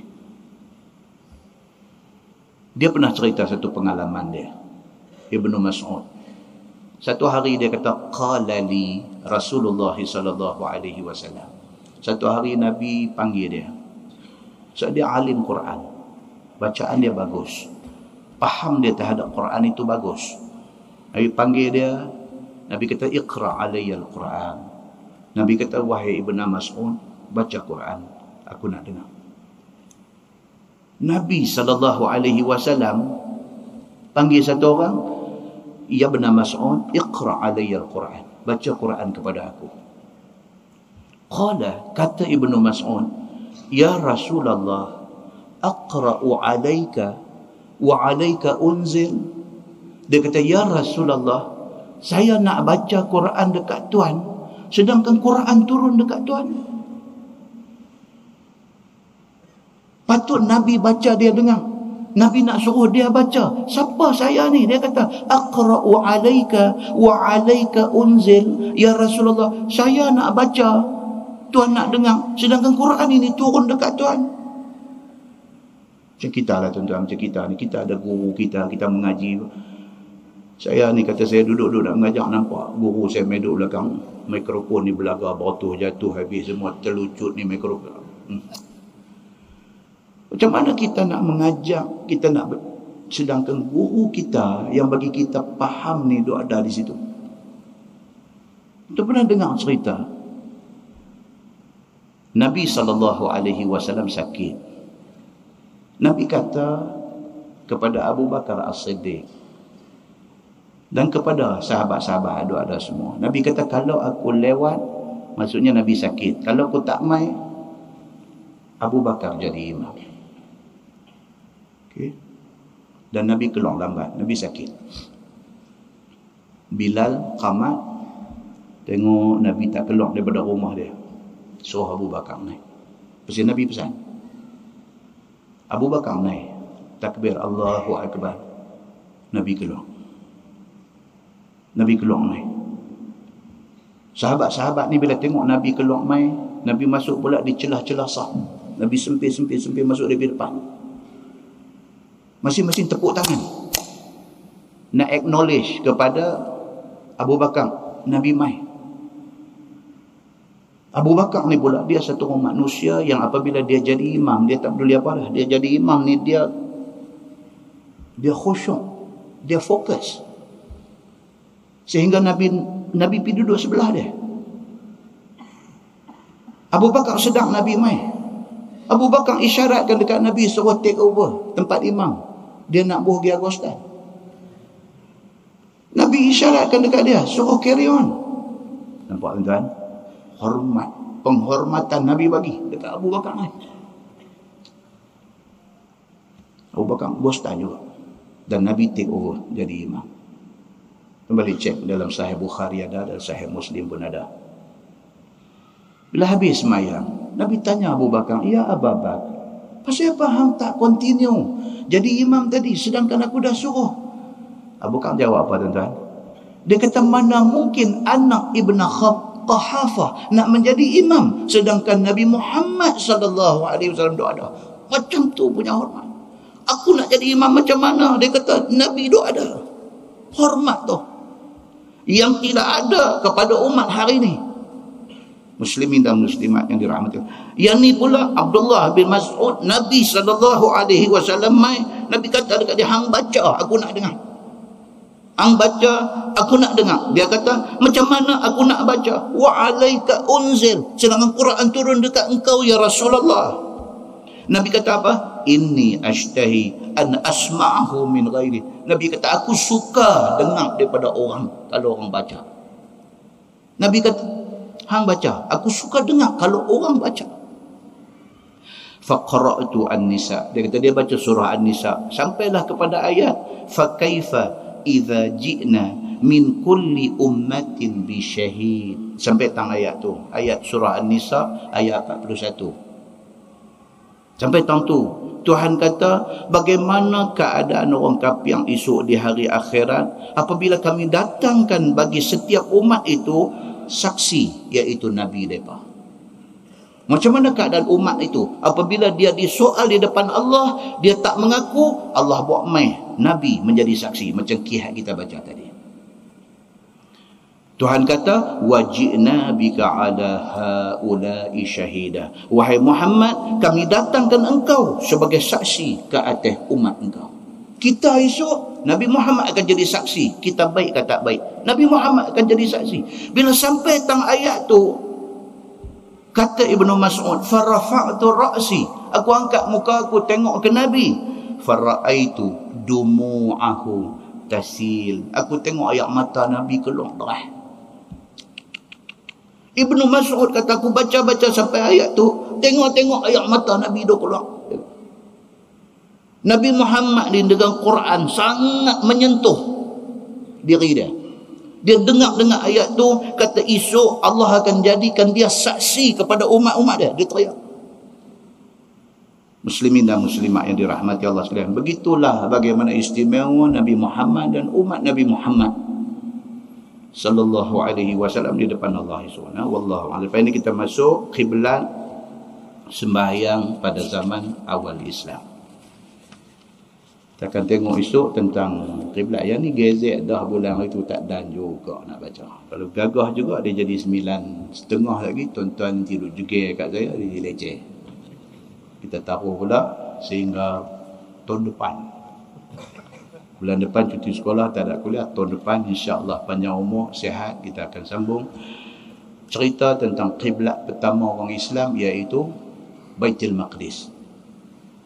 Kita akan cerita dekat tuan-tuan apa keistimewaan Baitul Maqdis. Satu. Tuan-tuan, hari ini tidak pernah berlaku dalam zaman akhir-akhir ini orang Islam tak boleh semayang dalam Baitul Maqdis. Semata-mata pasal apa? Pasal ada satu ekstremis Jewish ni. Satu orang yang ekstrim mereka ni. Bulan 1 waktu saya dan kawan-kawan pergi ke Baitul Maqdis.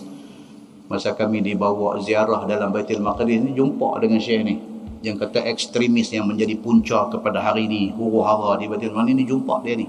Saya tengok balik gambar yang kita ambil di sana, yang kita videokan tu, tengok balik muka dia ni keluar. Kalau tahu masa tu dia kena memang saja ni.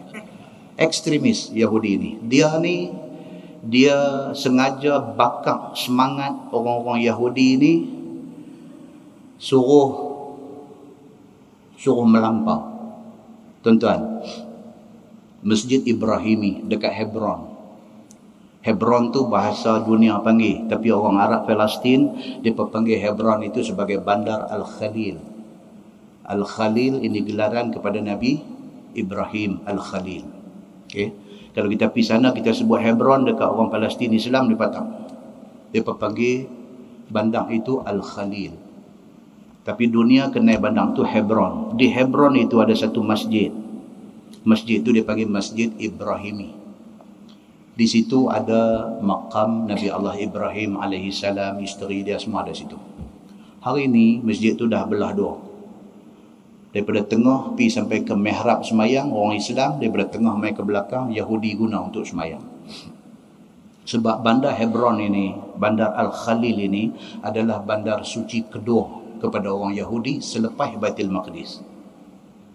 Kita akan cerita dalam kuliah akan datang bagaimana bertindihnya Baitul Maqdis ni, bumi Baitul Maqdis ni menjadi satu bumi yang tuntutan bertindih di antara Islam, Yahudi dan Kristian. Bertindih. Pasal di situlah terhimpun segala khazanah yang melibatkan tiga agama besar ini. Kalau kita kata di situ ada kubur Maryam, mak Nabi Isa, kita kata di situ ada kubur tuan Nabi Isa, Imran, yang kita baca surah Ali Imran tu, Imran ini tuan Nabi Isa, dan di situ ada kubur tok dia Hannah. Ada di situ, kita kata itu Maryam, Imran dan Hannah ini adalah mak dan tuan kepada Nabi kita, Nabi Isa. Orang Kristian kata no, itu mereka punya. Dan hari ini kubur tu duduk dalam gereja mereka. Kami itu dapat peluang masuk pergi tengok. Macam itulah dengan Al-Khalil, dengan Hebron. Mereka kata mereka ada kepentingan. Sebab Nabi Ibrahim tu pun ada kaitan dengan mereka. Mereka potong setengah ambil. Dan baru ni, mereka minta nak potong Masjid Aqsa. Setengah mereka mau, setengah orang Islam. Bila dia minta macam tu, orang Islam sudah kata ini kira dah lebih. Orang Islam tak bagi. Bila tak bagi, start jadi ketegangan. Bila jadi ketegangan tu yang tuan-tuan tengok dalam YouTube, jadi tembak-menembak dan sebagainya, cedera orang Islam dan sebagainya. Dan kemarin saya dapat satu teks daripada Ustaz T.M. Fauzi Saya pergi dulu dengan dia. Dia beritahu kata dah ada satu kata sepakat di antara orang Islam sana, Imam Masjid Aqsa dengan pihak kepala Yahudi ini sudah ada kata sepakat. Okey, depa back off. Depa ghostan balik. Okey.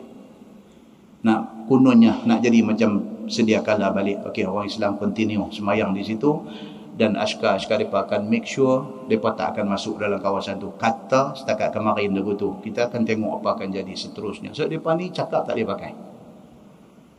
Sebelum kita baca bulan depan punya cerita kiblat Baitul Maqdis pindah ke Masjidil Haram ini, kita akan cerita latar belakang benda tu semua, pertindihan antara Islam dengan mereka ni tang mana, dan kita akan cerita macam mana Baitul Maqdis ini satu masa dulu Sayyidina Umar bin Al-Khattab bawa tentera masuk dan menguasai Baitul Maqdis. Yang Umar bin Al-Khattab bila dia masuk saja ke Baitul Maqdis, padri besar yang berkuasa di Baitul Maqdis pada masa tu sendiri mai bawa kunci pintu Baitul Maqdis serah dekat Sayyidina Umar. Dan kemudian daripada satu kata sepakat, yang tu semua tahun depan. Tuan, cerita Allahu Akbar, cerita sejarah Islam, cerita Quran, cerita hadis Nabi ni, dia macam makanan yang lazat bagi kita. Bila kita makan, kita rasa kita nak tahu. Macam itulah ilmu Islam ni. Nah, mudah-mudahan Allah bagi dekat kita peluang itu. Kita akan tengok pada bulan 1 tahun depan. Wallahu a'lam. Kita tangguh dengan tasbih kafarah dan suratul Asr. Subhanakallahumma bihamdika asyhadu an la ilaha illa anta astaghfiruka. Bismillahirrahmanirrahim. Wal 'asr innal insana lafi khusr tawasaw bil haqqi wa tawasaw bis sabr. اللهم صل على محمد في الأولين والآخرين وسلم ورضي الله تبارك وتعالى عن ساداتنا أصحاب سيدنا رسول الله أجمعين. بسم الله الرحمن الرحيم. الحمد لله رب العالمين حمدا يوافي نعمه ويكافئ مزيده. يا ربنا لك الحمد كما ينبغي لجلال وجهك الكريم وعظيم سلطانك. رضينا بالله ربا وبالإسلام دينا وبمحمد نبيا ورسولا. اللهم افتح علينا فتوح العارفين وارزقنا فهم النبيين بجاه خاتم المرسلين. اللهم فقهنا في الدين وعلمنا التأويل واهدنا صراطك المستقيم. اللهم أرنا الحق حقا وارزقنا اتباعه وأرنا الباطل باطلا وارزقنا اجتنابه. اللهم اجعل جمعنا جمعا مرحوما وتفرقنا من بعده تفرقا معصوما. وصلى الله على محمد وعلى آله وصحبه وسلم والحمد لله رب العالمين. السلام عليكم.